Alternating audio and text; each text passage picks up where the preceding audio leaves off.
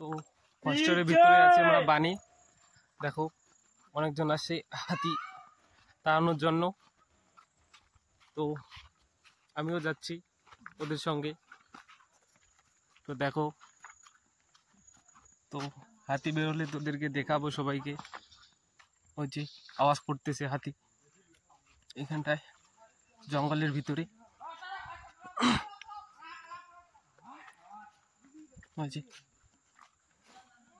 কারো কাছে বোম নেই, এই যে এরা আওয়াজ করতেছে হাতি তাড়ানোর জন্য। এই ভিতরে জঙ্গলের ভিতরে হাতি আছে, যে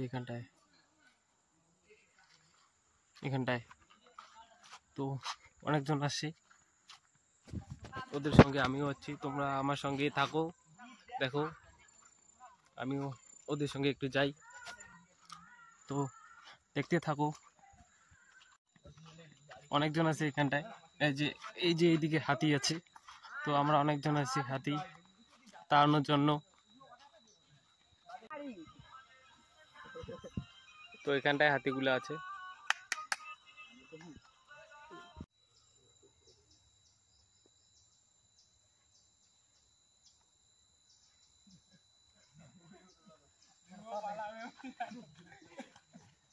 যে বোমের আওয়াজ, রানু বোম।